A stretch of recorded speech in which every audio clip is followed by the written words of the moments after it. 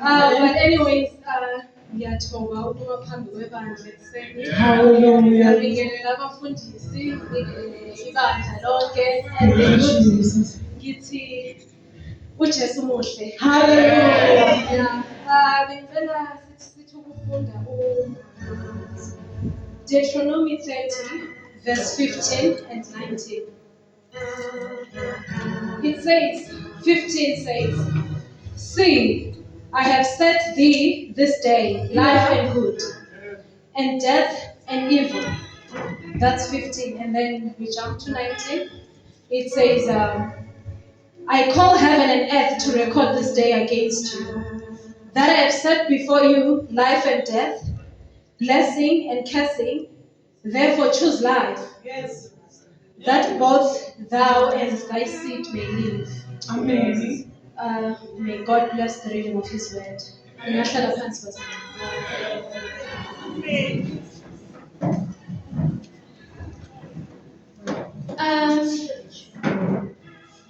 We are given the power to choose.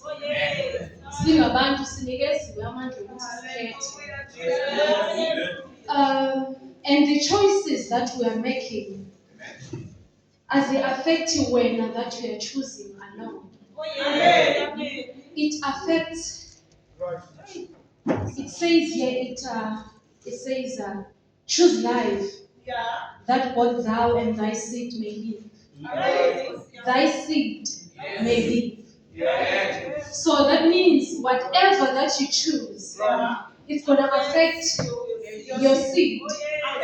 And I also believe which is the seed that is being spoken about, it doesn't only refer to your biological seed. It means those surrounding you as well. Some of us are here today. We are in crisis or in living in troubles or because of the choices that were made by our lives.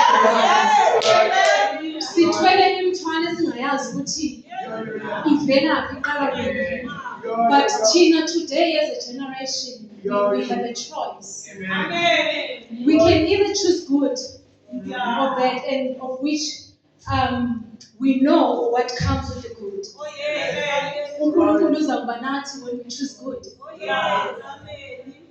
But when you choose okubi, as much as we have the power to make a decision, but we don't get to choose the consequences of our decision. So I'd say, let's choose wisely. Let us be informed of the decisions that we're making. Not only spiritually, but also sociologically as well. God's will is for us, is for all of us to prosper as a people. But then that is not the only thing as a sense which is prominent in every area of our lives. We have to decide. You have to decide how do you want to live your life. What are you entertaining? How are you living? Who do you talk to? It all impacts in the decisions that we make as a people. So we have to have the will to do good.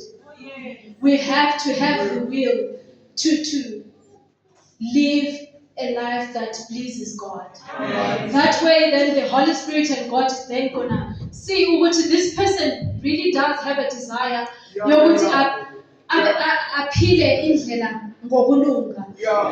it's gonna help us. It just doesn't take just because uNkulunkulu uyasithanda bazalwane. Yebo uyasithanda, but then thina senzani ngakho. We come to church every Sunday. Siyafundiswa sizwa kuningi okukhulunywayo. But then what are we choosing to do with the information that we're given? Is it just information esiyizwayo masiphume eminyango sokuphelela lapho or asizibuzeni ukuthi senza njani? Because at the end of the day, what really separates us as a people, I believe, is the decisions that we make. All right.